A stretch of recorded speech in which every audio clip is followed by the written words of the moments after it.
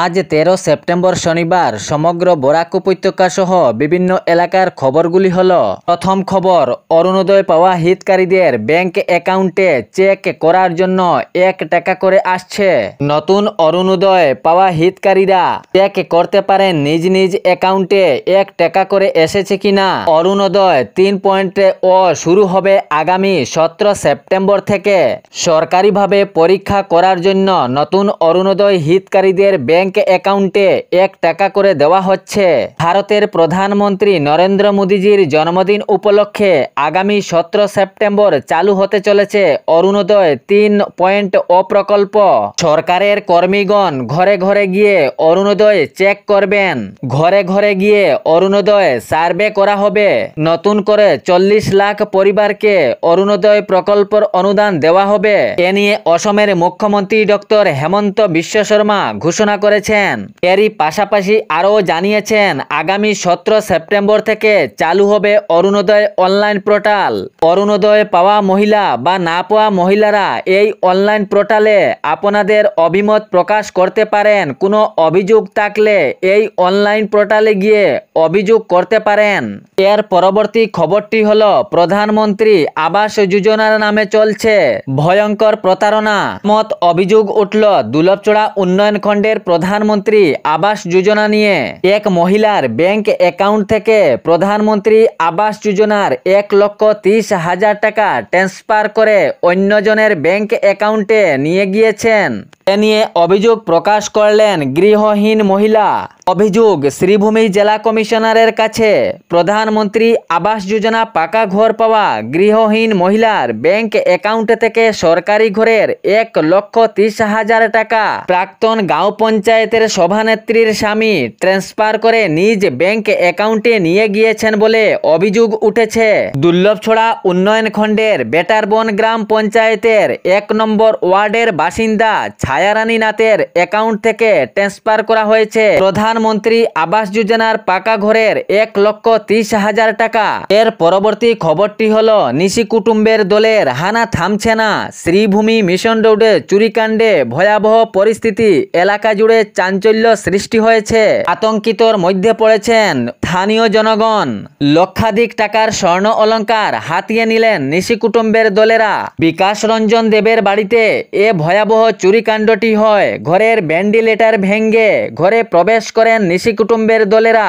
বিকাশ রঞ্জন নিজ চিকিৎসার জন্য শিলচরে গিয়েছিলেন। এই সুযোগে নিশি কুটুম্বের দল ঘরে প্রবেশ করেন, ভেন্টিলেটর ভেঙে এবং লক্ষাধিক স্বর্ণ অলংকার হাতিয়ে নিয়ে যান। তবে ভাড়া ঘরে থাকা লোকজন এই কাণ্ডটি দেখতে পেয়ে বিকাশ রঞ্জন দেবকে ফোন করেন, কিন্তু তিনি শিলচরে চিকিৎসারত অবস্থায় ছিলেন। পরে উনার স্ত্রী সঙ্গে সঙ্গে শিলচর থেকে নিজ বাড়িতে এসেন। দেখেন অবস্থা কি, ঘরের ভেন্টিলেটর ভেঙে ঘরের অবস্থা ছিন্ন ভিন্ন এবং আলমারি খোলা। এবং যখন ঘরে প্রবেশ করে দেখেন স্বর্ণ অলংকার নেই। ঘরে প্রবেশ করে দেখেন লক্ষাধিক টাকার স্বর্ণ অলংকার নিশি কুটুম্বের দলেরা হাতিয়ে নিয়ে গিয়েছে। তখন সঙ্গে সঙ্গে তিনি সদর পুলিশকে খবর দেন। পুলিশ বাহিনী ঘটনাস্থলে উপস্থিত হয়ে প্রাথমিক তদন্ত করেন এবং এই চুরিকাণ্ডের ভয়াবহ পরিস্থিতির মামলায় অভিযান পুলিশ প্রশাসন জারি রেখেছেন।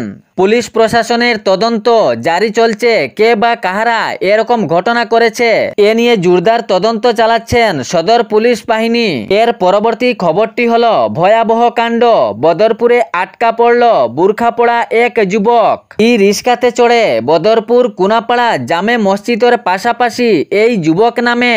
কিন্তু এই বুরখা পড়া যুবককে দেখে স্থানীয় জনগণের মধ্যে এক সন্দেহ জাগে। পরে স্থানীয় জনগণ এই বুরখা পড়া যুবকের পাশে এসে জিজ্ঞাসা চালান। এই বুরখা পড়া যুবককে স্থানীয়রা জিজ্ঞাসা করেন, নাম কি, তোমার বাড়ি কোথায়? কিন্তু কোনো কিছু উত্তর পাওয়া যায়নি। তবে স্থানীয়দের মনে এক সন্দেহ জাগে। তবে কি কারণে এরকম বুরখা পড়ে এ যুবকটি এখানে এসেছিল তা এ তদন্ত চলছে। স্থানীয়রা বদরপুর থানা পুলিশ বাহিনীকে এ খবর দেন। পুলিশ বাহিনী ঘটনাস্থলে উপস্থিত হয়ে বুরখা পড়া যুবককে নিয়ে যান।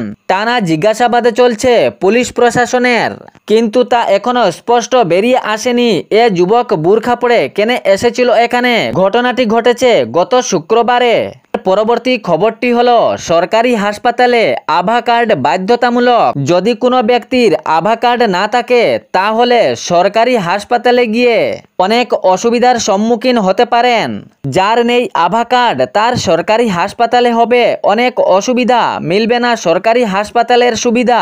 আভা কার্ড বাধ্যতামূলক রোগীদের হয়ে পড়ল সরকারি হাসপাতালে।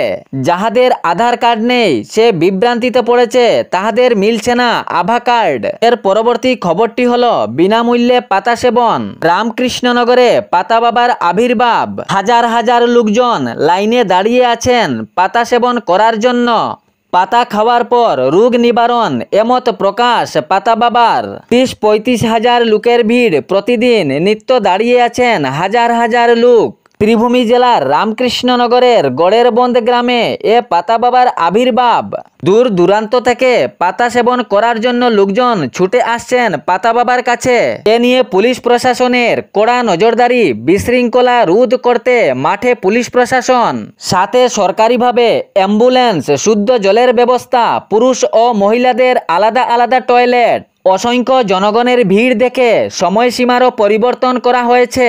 বরাক উপত্যকার 3 জেলা ছাড়াও দূর দূরান্ত থেকে আগমন হচ্ছেন পাতা বাবার কাছে পাতা সেবন করার জন্য। এখন সময়সীমা নির্ধারিত করা হয়েছে সকাল 9:30 থেকে 2টা পর্যন্ত এবং বিকেল 3টা থেকে সন্ধ্যা 7টা পর্যন্ত পাতা বাবার কাছে পাতা সেবন করতে পারবেন।